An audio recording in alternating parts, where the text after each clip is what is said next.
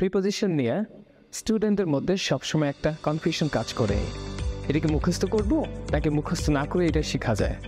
আজকের এই ভিডিওতে আমরা কিভাবে প্রিপোজিশন মুখস্থ না করে লজিক দিয়ে শেখা যায় সেটা আমরা শিখব। ধরুন আমরা প্রথমত একটা সার্কেল দিলাম, যখন কোনো একটা কিছুর মাঝখানে কিছু থাকবে সেক্ষেত্রে প্রিপোজিশন ইন অথবা ইনসাইড ব্যবহার হয়। যেমন পাখিটি খাঁচার ভিতরে আছে, the bird is in the cage, অথবা the bird is inside the cage.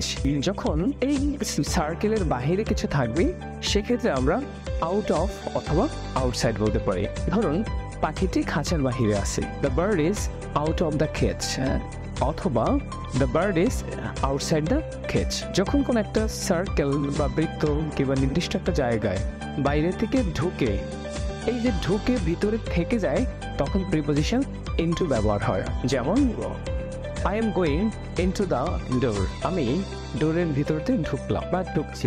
এই যে ঢুকে কিন্তু আমি থেকে যাব, যখন বাইরে থেকে গতি নিয়ে ভিতরে ঢুকবো সেক্ষেত্রে ইনটু ব্যবহার হয়। আর যদি কোনো একটা জায়গায় ঢুকে এক পাশ দিয়ে ঢুকে অন্য পাশ দিয়ে আমরা বের হয়ে যাই তখন প্রিপোজিশন থ্রু ব্যবহার হয়। For example, the error goes through the heart, the error goes through the heart. অথবা আমরা বলতে পারি the car going through the tunnel, the car is going through the tunnel. Next, on, over, above, যে তিনটা preposition সবসময় আমাদের একটা ঝামেলা সৃষ্টি করে।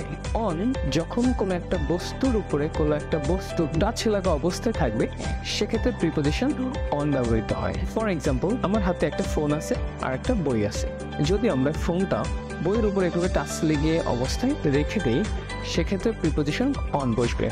The phone is on the book, the phone is on the book, বইয়ের উপরে ফোনটি আছে। এবার যদি আমি একটু উঁচা করি সেক্ষেত্রে প্রিপোজিশন হবে অ্যাভাব।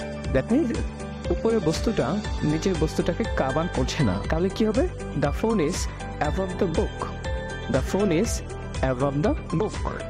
আবার যদি এইভাবে আমরা একটু ঘুরিয়ে ফেলি, উপরের বস্তুটা নিচের ফোনটাকে কাভার করছে সেক্ষেত্রে প্রিপোজিশন হবে ওভার।